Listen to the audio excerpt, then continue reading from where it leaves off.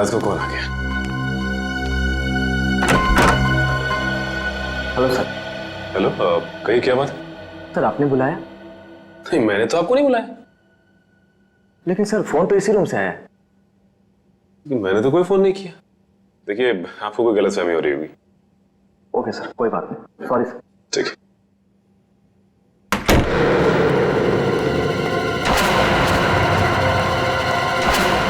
कमाल है, मैंने तो कोई फोन किया ही नहीं, तो फिर फोन कहां से है?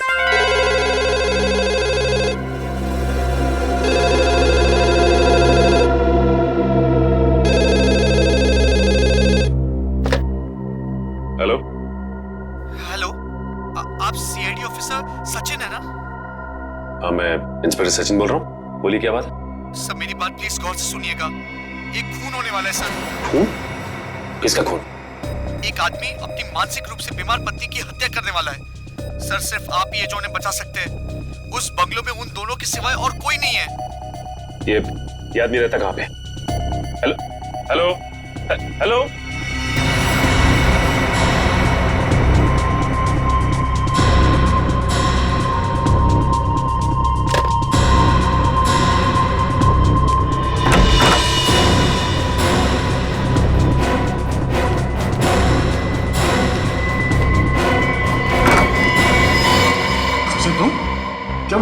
एक आदमी का फोन आया था, उसने कहा किसी की जान को खतरा है। सर मुझे भी ऐसा ही एक फोन कॉल आया था। तुम्हें भी फोन कॉल आया? क्या कहा उस फोन करने वाले ने? सर वो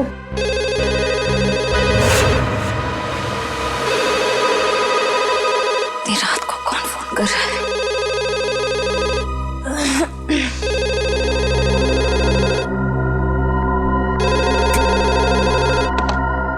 hello hello, inspector Shreya CID से।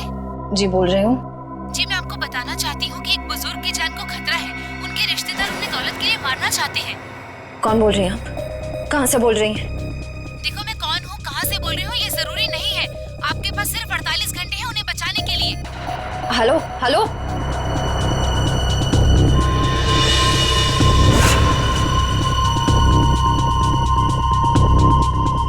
बुजुर्ग आदमी?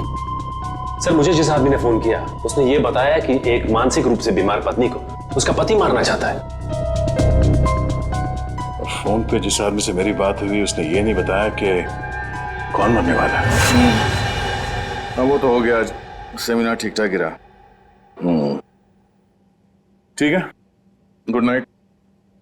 ओके।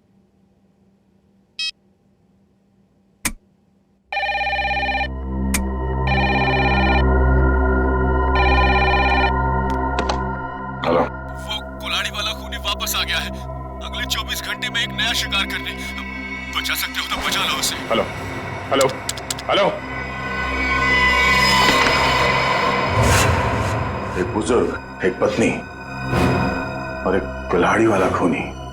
अब ये क्या चक्कर है? तीनों की जान बचाने के लिए सबसे पहले हमें ये पता करना पड़ेगा कि फोन किसने किया था। चलो।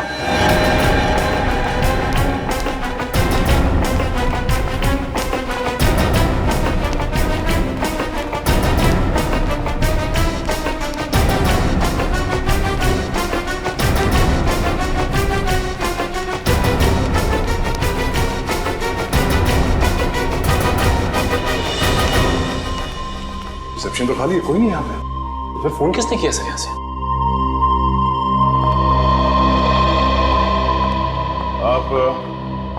आप यहाँ के रिसेप्शनिस्ट हैं? हाँ जी, कोई प्रॉब्लम? हमारे कमरों में जो कॉल्स अभी अभी आपने ट्रांसफर किए थे वो किसने किए थे? मैंने? नहीं तो। और बिना गेस्ट की परमिशन के हम कोई फोन कॉल ट्रांसफर नहीं करते सर। अगर आपने फोन कॉल ट्रांसफर नहीं किया तो हम तीनों के कमरे में फोन कॉल कहाँ से आया? सर ट्रस्ट मी, मैं इस बारे में कुछ भी नहीं जानती हूँ। प्लीज मेरा यकीन करिए। वैसे कितनी देर पहले आपको ये कॉल्स आए थे? ये तकरीबन 5 मिनट पहले के। पर 5 मिनट पहले मैं रिसेप्शन पे नहीं थी सर। मैं कुछ काम से बाहर गई थी। ओह, शायद इसी बात का फायदा उठा के किसी ने यहाँ से कॉल ट्रांसफर किया है। रूबी, क्या बात है? कोई प्रॉब्लम है क्या? सर इन लोगों का कहना है कि इनके कमरे में कुछ फोन कॉल्स आए हैं। और पर सर मैंने फोन कॉल ट्रांसफर नहीं किया। देखो, गेस्ट इज ऑलवेज राइट। मेहमानों के साथ इस तरह से बहस नहीं किया करते। अगर ये लोग कह रहे हैं फोन कॉल्स आए हैं तो डेफिनेटली आए होंगे।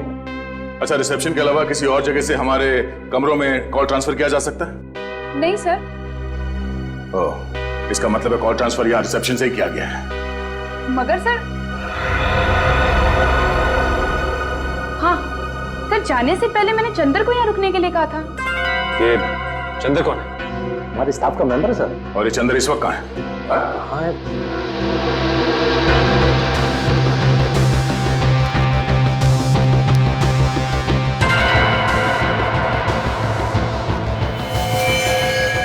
सर, सर यहाँ कोई बेहोश पड़ा है।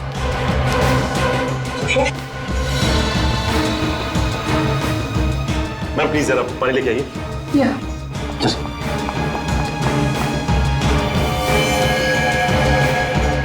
यही तो चंदर है सर।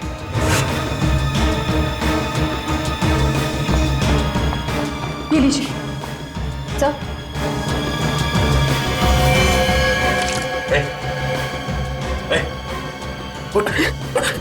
किसने किया?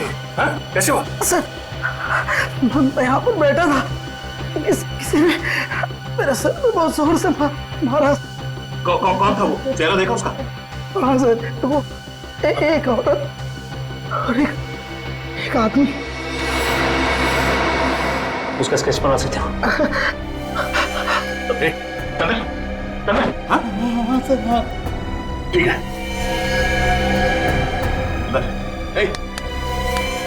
मैनेजर साहब, एम्बुलेंस को फोन करो, हॉस्पिटल ले जाना पड़ेगा इसे, जल्दी। सर, जरूर वो लोग हम पर नजर रखे हुए थे। उन्हें ये पता था कि हम कौन सी होटल में ठहरे, कौन से रूम्स में ठहरे। ना सर, अगर इन हादसों के बारे में उन्हें हमें बताना ही था तो सुबह जब हम सेमिनार में आए थे तो भी बता सकते थे। इतनी रात को फोन करके बताने का क्या मतलब? ये सब एक इत्तेफाक नहीं है, सोचा समझा गया प्लान है ये। पहले हमारा यहाँ किक्कर जैसी जगह पे सेमिनार के लिए आना, उसके बाद हमारे कमरों में फोन कॉल्स। पहले में ये पता करना होगा कि वो 3 लोग कौन हैं जिन पे हमला होने वाला है। हाँ अभिजीत, छोटा सा शहर है ये किक्कर, मगर पता तो करना पड़ेगा ना कि कौन है वो बीमार औरत जिसका पति उसे मारना चाहता है, और वो बुजुर्ग जिसके पोते पोतियां उसकी जान लेना चाहते हैं। नहीं नहीं नहीं, तुम्हारे आने की जरूरत नहीं है। और श्रेया गई है पता करने के लिए, आ रही होगी।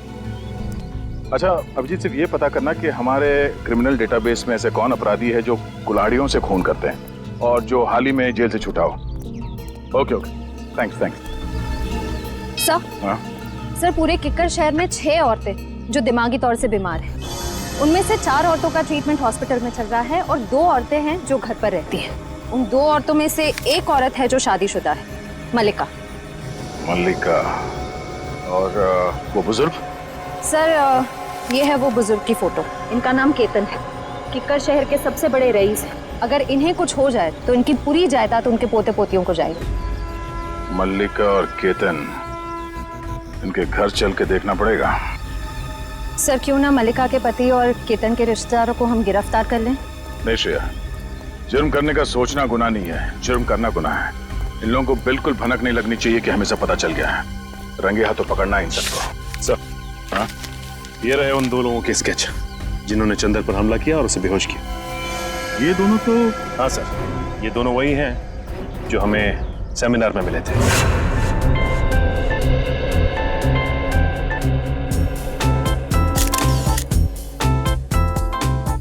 पिछले 5 सालों में किक्कर में अपराध की घटनाएं कम हुई हैं, ये बात सुनकर हमें बेहद खुशी हुई। और हम लोग यही उम्मीद करते हैं कि आने वाले सालों में किक्कर और भी सुरक्षित और शांतिप्रिय क्षेत्र बन जाएगा। सर, ये जरूरी तो नहीं कि जो आंकड़े आपके पास हैं वही सही हों। ये भी तो हो सकता है कि जुर्म उतने ही हो रहे हों लेकिन लोग रिपोर्ट नहीं लिख पा रहे हैं। देखिए, अगर ऐसा है तो कानून के लिए बेहद शर्मनाक चीज है। जिस दिन लोगों के मन से कानून का विश्वास उठ जाएगा, उस दिन वो अपने साथ हो रहे अत्याचार हमारे पास आके बताना बंद कर देंगे, और उस दिन इस देश की डेमोक्रेसी, यहाँ का प्रजातंत्र पूरी तरह रह जाएगा। आप बिल्कुल ठीक कह रहे हैं सर। आम आदमी को सीआईडी और पुलिस पर पूरा भरोसा रखना चाहिए और उनसे कुछ भी मदद लेने में बिल्कुल हिचकिचाना नहीं चाहिए।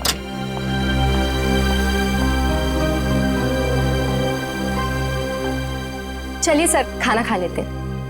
हमारा अगला सेशन 3 बजे तक शुरू हो जाएगा। तो आप सबसे निवेदन है कि प्लीज ठीक समय पर आ जाइए। चलिए sir. Sir please CID team की एक साथ फोटो। श्योर।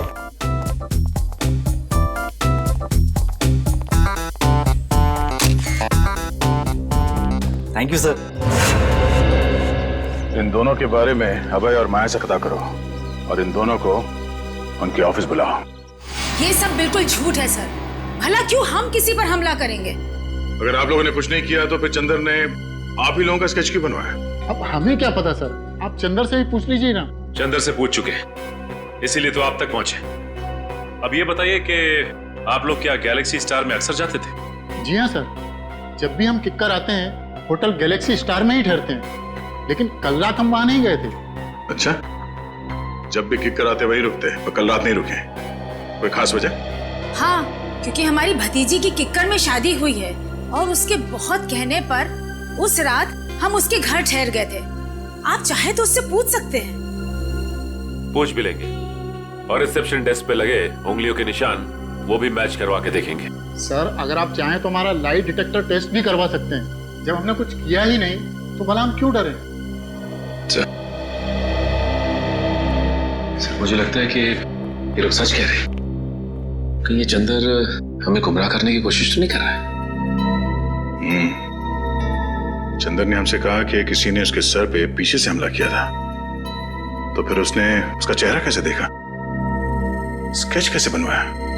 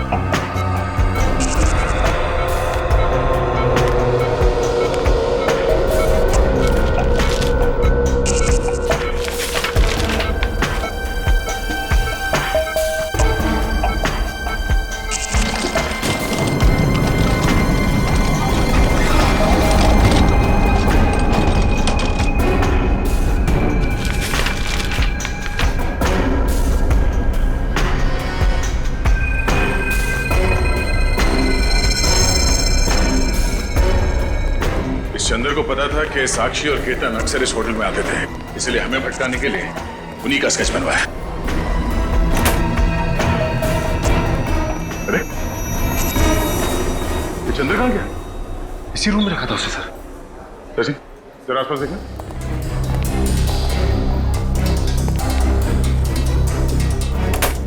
सिस्टर, इस कमरे में वो चंदर नाम का जो पेशेंट था कहाँ गया?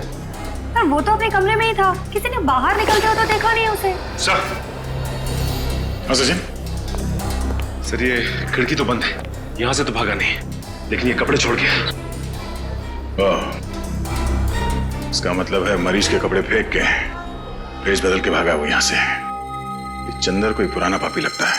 जेलर साहब, आपकी नॉलेज में ऐसे जितने भी मुजरिम हैं जिन्होंने कभी न कभी कुल्हाड़ी को अपना हथियार बनाया हो, जी हाँ, सबकी डिटेल्स चाहिए मुझे। Thank you very much. कुछ पता चला? हाँ सर, किक्कर इलाके के ऐसे 3 लोगों के क्रिमिनल रिकॉर्ड्स मिले जिन्होंने कभी न कभी कुल्हाड़ी से कोई जुर्म किया हो। कौन कौन है वो? सर एक का नाम है कमला, 35 साल की औरत है। इसके सास ससुर इसे दहेज के लिए परेशान करते थे। एक दिन तंग आकर इसने उन पर कुल्हाड़ी से वार कर दिया। कौन सी जेल में? सर बिंजलपुर जेल में थी। पिछले हफ्ते वहां आग लगी और 6 कैदी फरार हो गए, उनमें से एक ये भी थे। और बाकी दोनों? सर एक का नाम है नरुआ और एक का नाम है जग्गा। नरुआ ने अपने मकान मालिक पर हमला किया था और जग्गा ने अपने सौतेले पिता पर।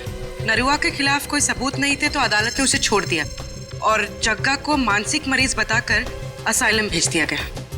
नरुआ, जग्गा और कमला रेडी? अपने खबरियों को बता दो, किक्कर इलाके में इन तीनों में से कोई भी दिखाई दे फौरन इन्फॉर्म करें हमें। Yes sir. हेलो, हाँ दया। Oh no, Chandar.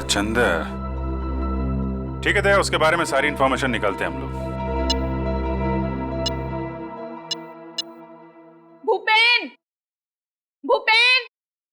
काम के वक्त पता नहीं कहाँ चल जाता है, फिर से सो गया। अरे वो पेन कहाँ है? जी मैम साहब। सो गया था क्या? हाँ नहीं मैम साहब, मैं तो बाहर घास काट रहा था। घास के साथ साथ तूने केबल की तार भी काट दी क्या? सारे के सारे चैनल गायब हो गए थे, कुछ भी नहीं आ रहा है। मैम साहब अभी सेटअप बॉक्स वाले को फोन करके बुलाता हूँ और दूसरे दिन इसका डब्बा जवाब दे जाता है। हाँ जल्दी कर, पहले देख। नमस्ते। नमस्ते। नमस्ते मैम साहब। अब कीर्ति प्रसाद नाम है हमारा। बहुत प्यार से लोग किट्टू कहते हैं। केबल बनाने आया हूँ, केबल मैकेनिक हूँ। आपको कैसे पता चला कि केबल में समस्या है? हमने तो कोई शिकायत भी नहीं की अभी तक। अरे वो मैम साहब ऐसा है कि ये मोहल्ला में सबका ही प्रॉब्लम है, तो हम सोचा कि आपके यहाँ भी पूछ लूं। हाँ भैया, हमारा भी केबल ठीक कर दो, मेरा सीरियल निकला जा रहा है। बस मैम साहब 2 मिनट, सब ठीक कर देंगे। हाँ जल्दी करो। ये कैसे हो सकता है? केतन अंकल ने पिछले 10 साल से हाउस टैक्स नहीं भरा। अंकल ऐसी गैर जिम्मेदाराना हरकत कर कैसे सकते हैं? लगता है उनकी खबर बहुत अच्छी तरह से लेनी पड़ेगी। उनकी खबर आप बाद में लीजिएगा, पहले तो टैक्स डिपार्टमेंट आपकी खबर लेगा। हाँ? देखिए आप जानते नहीं हैं मेरे बॉस कितने गुस्से वाले हैं। आपके बॉस? हाँ मेरे बॉस मिस्टर दयानंद। लेकिन वो हमारी खबर क्यों लेंगे? ये घर तो केतन अंकल का है ना, और सारी प्रॉपर्टी के मालिक वो है। तो बुलाइए उन्हें, कहाँ है वो? जल्दी करो किट्टू, 7 जन्मों के 7 फेरों के 7 रिश्ते मेरा फेवरेट सीरियल है, मिस नहीं होना चाहिए। अरे मैम साहब वो आपका फेवरेट सीरियल है। हमारा भी फेवरेट सीरियल है। पिछला महीना जो गंगवा मरी थी ना, हमारी आंख से ऐसा आंसू गिरा मैम साहब। ये शोर कैसे है? हाँ? दिख नहीं रहा, टीवी खराब हो गया। हेलो सर, माई सेल्फ कीर्ति प्रसाद। बहुत प्यार से लोग मुझे। ठीक है चलो। अबे तुमने दवाई खाई? तुम्हें मालूम है ना प्रज्वल कि बिना टीवी देखे, बिना सीरियल देखे मेरे को दवाई नहीं लेती हूँ मैं। अरे टीवी खराब है, ये ठीक नहीं होगा कि तुम दवाई नहीं खाओगी। तुम बहुत बुरे हो। दवाई खाओ ना, बी ए गुड गर्ल। लो रुको। क्या हुआ? मैं बताना भूल गया तुम्हें, डॉक्टर ने तुम्हारी दवाइयाँ चेंज की हैं। हाँ ये लो। ये बहुत कड़वी होगी। अरे नहीं होगी कड़वी भी, खा के तो देखो। पहले ही डर जाती हो। नहीं है ऐसा कुछ, खाओ ना। वेरी गुड, ये हुई ना बात। अरे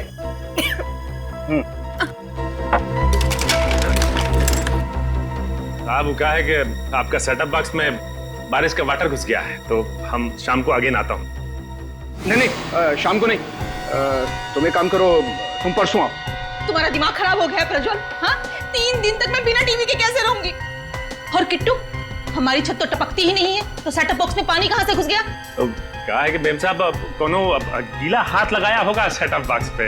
ये इस विपिन ने लगाया होगा। गुस्सा मत करो ना, सब ठीक हो जाए। सुनो सही, कैसे रहूंगे? तो क्या है मैम साहब के हमारे पास वो सुखाने के लिए पंप नहीं है, तो हम लेके आते हैं। हाँ भैया। अच्छा मैम साहब। क्या गिराया तूने? तोड़ा तो नहीं कुछ? अरे नहीं साहब कुछ नहीं। जाओ यहाँ से। हाँ हम आते हैं सर। क्यों गुस्सा कर रही हो तुम?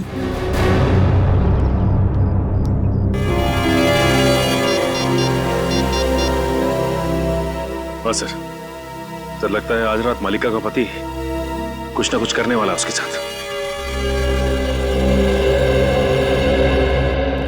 नमस्ते, मेरा ही नाम केतन है और मैं अजय, इनका बिजनेस पार्टनर। केतन जी, मेरा नाम दयाश्री। मैं यहाँ आपके हाउस टैक्स के बारे में बात करने आई। बात यह है कि आपने पिछले 10 सालों से हाउस टैक्स भरा नहीं है। क्या कह रही हैं आप? क्या हम लोगों ने हाउस टैक्स नहीं भरा? हमने भरा तो है। दयाश्री जी, मुझे लगता है आपको कहीं ना कहीं गलतफहमी हो रही है। जे साहब, मुझे कोई गलतफहमी नहीं हो रही। अगर आपने हाउस टैक्स भरा होता तो हमारे रिकॉर्ड्स में भी होता। देखिए, आप जानते नहीं मेरे बॉस कितने गुस्से वाले हैं। अच्छा ठीक है। देखिए, मैं परसों आपके टैक्स ऑफिस आ जाता हूँ और सब कुछ ठीक कर देता हूँ, लेकिन मुझे लगता है कि कहीं ना कहीं रिकॉर्ड्स ऊपर नीचे हो गए होंगे। परसों क्यों? कल क्यों नहीं? मैं अपने बॉस से क्या कहूंगी? क्योंकि कल ऑफिस में हमारी इंपॉर्टेंट मीटिंग है और जेजे का वहां पे होना बहुत जरूरी है। कैसी मीटिंग? इस मीटिंग के बारे में मुझे क्यों नहीं बताया? अंकल, मैंने बताया तो था आपको, शायद आप भूल गए होंगे। अच्छा, हो सकता है। ठीक है, आप परसों के दिन आ जाइएगा टैक्स ऑफिस में। जी जरूर आ जाएंगे। वरना मुझे दोबारा आना पड़ेगा। नहीं नहीं, ऐसी कोई नौबत नहीं आएगी।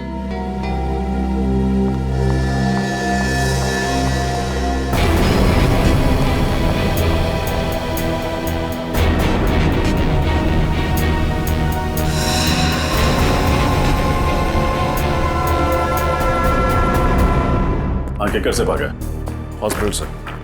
नहीं, मुझे नहीं लगता बहुत दूर गया होगा। हाँ नहीं, जैसे ही कुछ पता चलता है मुझे इन्फॉर्म कर। तेरे को जितना बोला गया है उतना कर, ठीक है? चंद्र के बारे में कुछ पता चला? हमारे रिकॉर्ड्स में कुछ इन्फॉर्मेशन है? हाँ सर, उसी फोटो को स्कैन करके मैच करने की कोशिश कर रहे। पूर्वी थोड़ा जल्दी करो, चंद्र हमारे हाथ से निकलना नहीं चाहिए। सर बस 2 मिनट। हाँ दया सर। यस सर, उसी काम में लगे हुए हैं सर। जैसे ही चंद्र की कोई इन्फॉर्मेशन मिलती है मैं आपको फोन करता हूँ। Yes sir. सर। हाँ बोलिए। सर चंद्र की इन्फॉर्मेशन मिल गई सर, ये देखिए। सर चंद्र का असली नाम मुंगेरी है। ये एक छोटा मोटा चोर है और कई बार जेल के चक्कर काट चुका है। अभी इसका बैंड बजाते सर, सीआईडी को चकमा देकर भाग रहा था। रहता कहाँ है? सर इसका कोई परमानेंट एड्रेस नहीं है। जब भी जेल से छूटता है तब नया ठिकाना बना लेता है। बड़ा ही पहुंचा हुआ खिलाड़ी है। आज तो आएगा ही।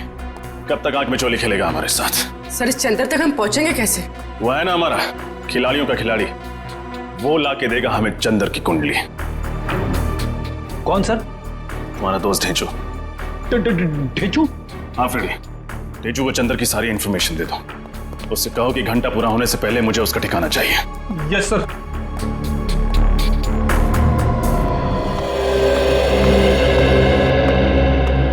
नमस्ते। जरा ये फोटोज देखना। इन तीनों में से कोई ठहरा हुआ था आपके होटल में पिछले कुछ दिनों में?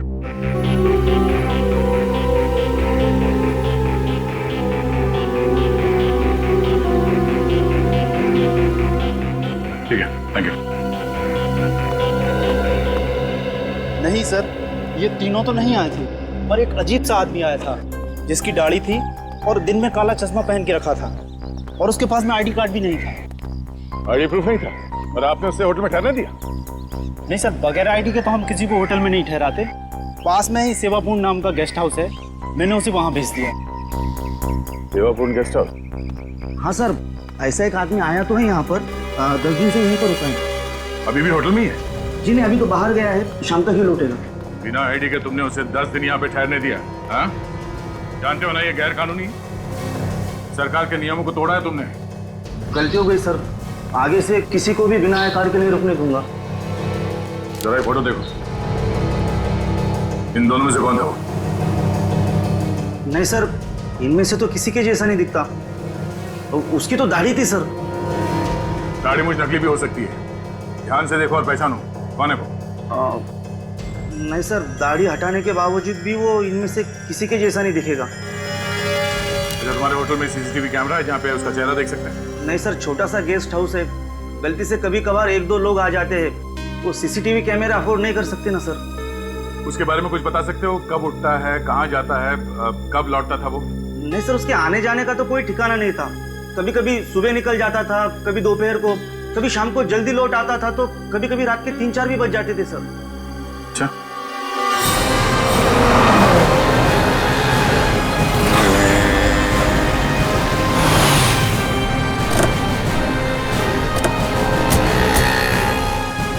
आपको पूरा यकीन है ये चंद्र उर्फ मुंगेरी हमें इसी इलाके में मिलेगा? ढेंचू ने तुम यही बताया था और उसकी खबरें अक्सर सही होती। और वैसे भी चंद्र अपना कर वाला काम निपटा चुका है। ये बात तो तय है कि हॉस्पिटल से भागकर वहां नहीं जाएगा। सर ये भी तो हो सकता है कि हॉस्पिटल से निकलने के बाद चंद्र किसी और शहर चला गया। होने को तो कुछ भी हो सकता है निखिल, लेकिन चंदर का अपना घर यहाँ इस शहर में, चल के देखते हैं। सर काफी अच्छी प्लानिंग की थी इस 400 पीस चंदर। जिस होटल में एसीपी सर ठहरने वाले थे वहीं जाके नौकरी करने लगे, वो भी बस 1 हफ्ते पहले। हाँ, घेचू ने कहा था ना कि चंदर पहले भी बहुत सारे फ्रॉड और 420 वाले काम कर चुका है, तो एक होटल में नौकरी करना उसके लिए कौन सा मुश्किल रहा होगा। सुनिए, ये आदमी चंदर, इसका घर कहाँ है? सामने दुकान पे पूछ लीजिए। Thank you.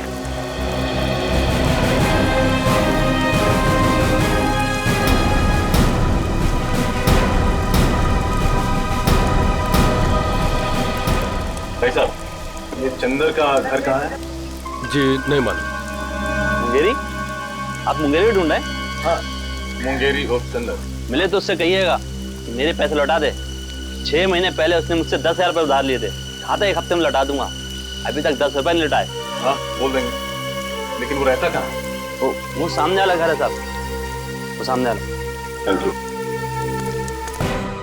सर, केतन जी के पोते पोती सारिका और रोहित, उनका केतन जी के साथ बर्ताव बहुत ही बुरा था। जब मैंने केतन जी से कहा कि कल टैक्स ऑफिस में आ जाइए, तो रोहित और जेजे ने साफ बहाना बना दिया कि हमारी कोई मीटिंग है, हम परसों आएंगे।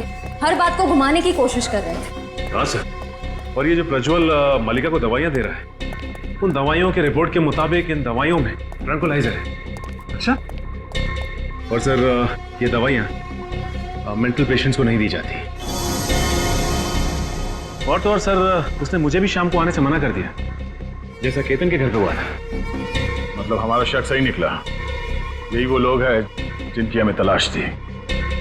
अब बस इस सेवापूर्ण गेस्ट हाउस से हमें कुछ पता चल जाए। सर, ये एक बहुत ही शातिर खिलाड़ी है, हमें बहकाने की कोशिश कर रहा है। हाँ, पर ये बात तो तय है कि जो फोन कॉल्स हमें आए थे वो सही थे। 3 लोगों के खून होने वाले हैं। कोई तो है जो हमें चुनौती दे रहा है। सर, एक बात अभी तक पता नहीं चली कि तीसरा आदमी कौन है जिसका खून होने वाला है। हमें इन तीनों जगहों पर नजर रखनी होगी। अगर हम सही दिशा में जा रहे हैं तो बहुत जल्द पता चल जाएगा कि तीसरा खून किसका होने वाला है।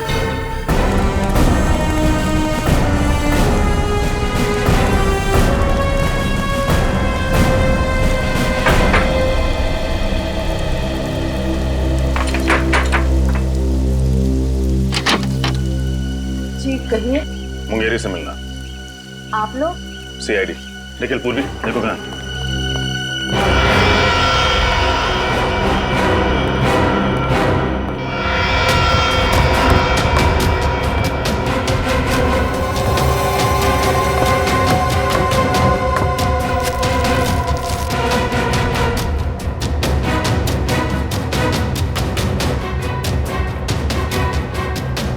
साहब, मुंगेरी घर पे नहीं है। आप उसे बचाने की कोशिश मत कीजिए। ये जूते, ये बैग उसी के हैं ना?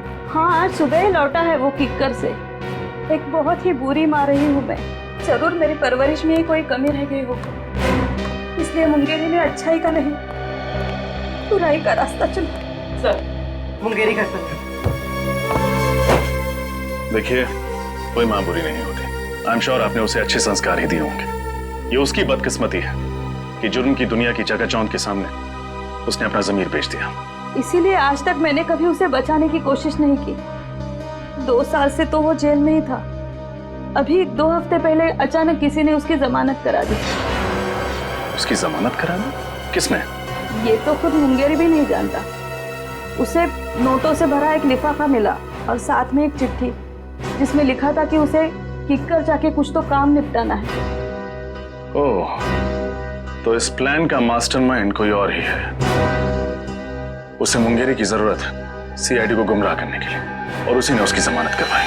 मुंगेरी इस वक्त कहाँ मिली? अभी तो वो बापू बाजार गया है। कह रहा था कि उसे किसी से पैसे लेने हैं। जरूर उस मुजरिम से ही पैसे लेने होंगे जिसने ये पूरा प्लान बनाया।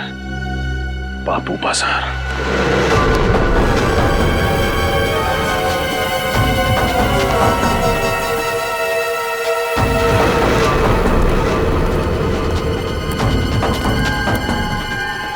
यहाँ दिखते हैं। फिर वो रहा चंदर।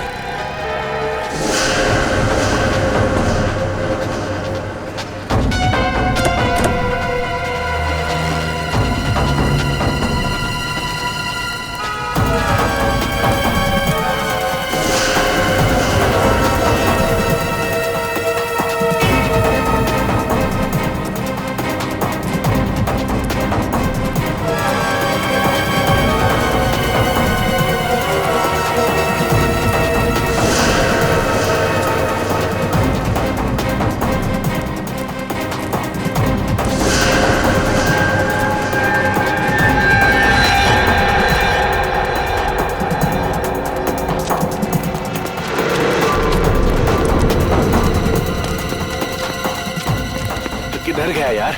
देख है वो देख। अच्छा इधर से चल चल चल चल।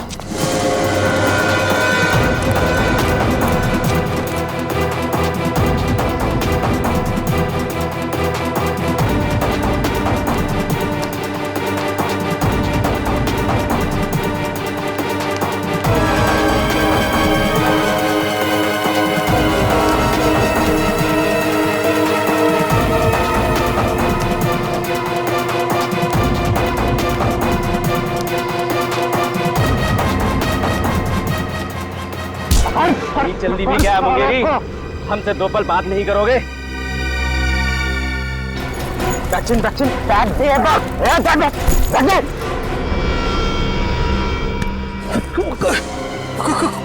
कौन है तुम लोग?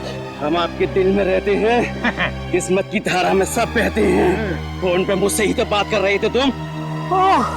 अच्छा रघु, लेकिन बॉस ने तो कहा था कि हम दोनों नहीं मिलेंगे। अबे बॉस ने तो ये भी कहा था कि सीआईडी से सावधान रहना, समझे? हाँ लेकिन सीआईडी को मुझ पर शक नहीं हुआ। बेवकूफ, सीआईडी तुम्हारे घर तक पहुंच गई है। तुम्हें जिंदा रखेंगे तो सीआईडी हमारे कान में खतरे की घंटी बजाएगी। समझा? समझा? अबे चल। लेकिन मैंने किया।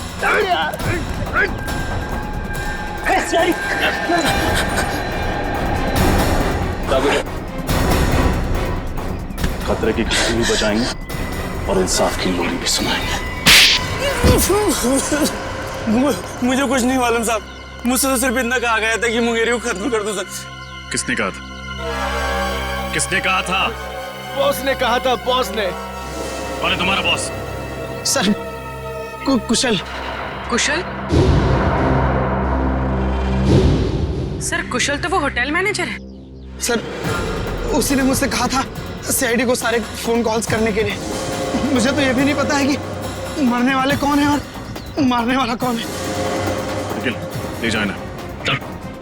हट। हट। अपनी किकर वाली टीम को इन्फॉर्म करना पड़ेगा। पता नहीं क्या चल रहा है इस कुशल की खोपड़ी में।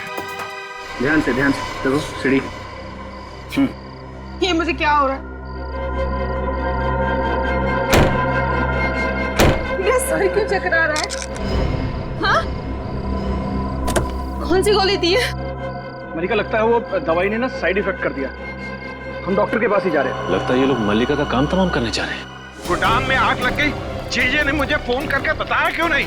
कल आपको फोन करने की कोशिश की थी, आपका फोन बंद था। मैं अपना कभी फोन बंद नहीं रखता। अंकल प्लीज जल्दी चलिए, आखिर देखें तो सही कि नुकसान कितना बड़ा हुआ है। चलो।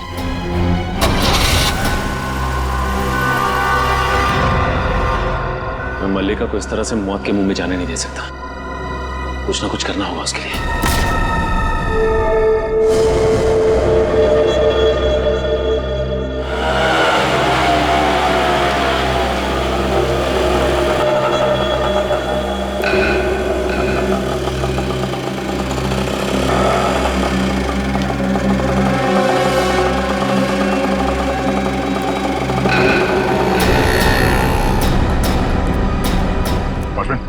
अभी जो आदमी रिक्शा से उतरा, कहाँ गया वो? साहब बड़ा ही अजीब आदमी है, उसका कुछ पता नहीं रहता है। अभी अभी आया और तुरंत उसका मन बदल गया, कहने लगा सुबह लौटूंगा। इधर ही गया है।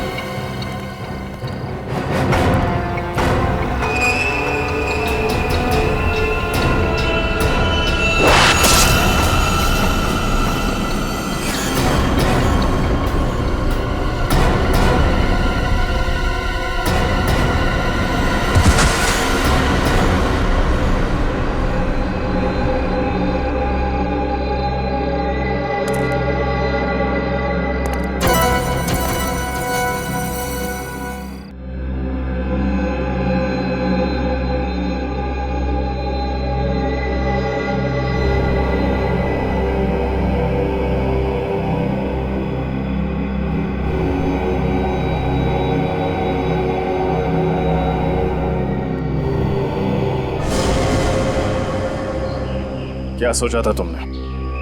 हमारे 3 ऑफिसर्स को गायब कर दोगे और हम मक्खियां मारते रहेंगे?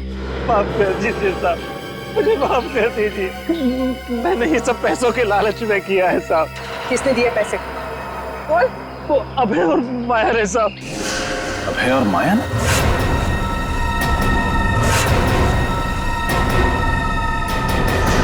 वो एनजीओ वाले जिन्होंने ये सेमिनार ऑर्गेनाइज किया था?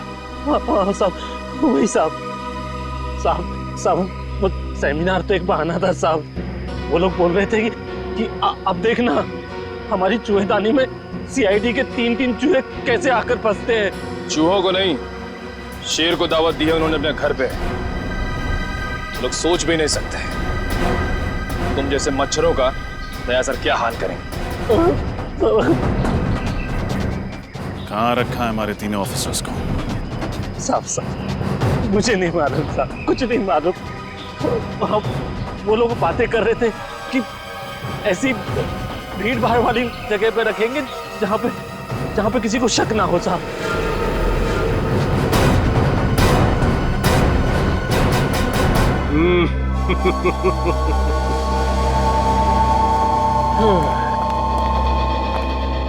बॉस अंदर आ जाए। अरे अभय माया, आओ आओ आओ। बहुत अच्छा काम किया है तुम दोनों ने, बस एक कमी रह गई। कमी? वो क्या बॉस? अरे उन सीआईडी वालों के पिंजरे में कैमरा नहीं लगाया ना तुम लोगों ने। मैं देखना चाहता था कि सीआईडी वाले कैसे चीखते हैं, चिल्लाते हैं, गुर्राते हैं। वो सीआईडी वालों को तड़पाने का मजा ही कुछ और है। बॉस सब इतनी जल्दी हो गया कि उनके सेल में कैमरा लगाने वाली बात दिमाग से ही निकल गई। नहीं नहीं कोई बात नहीं, ये अच्छा हुआ कि तुम मल्लिका और केतन के कमरे में कैमरा लगाना नहीं भूले। लेकिन बॉस आप इन दोनों के साथ क्या करने वाले हो? बम।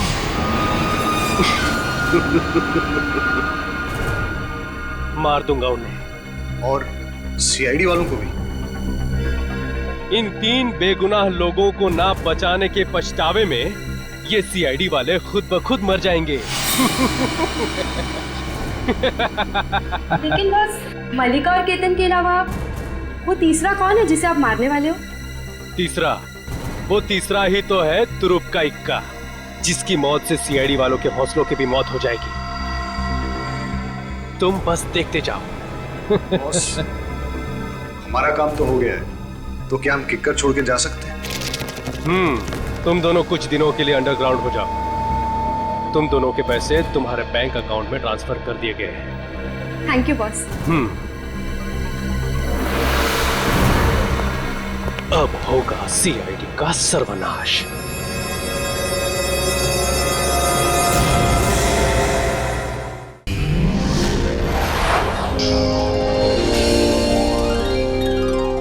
सीआईडी के और भी मजेदार और सस्पेंस से जुड़े एपिसोड्स को देखने के लिए हमारे चैनल को सब्सक्राइब करें और बेल आइकॉन दबाना ना भूलें।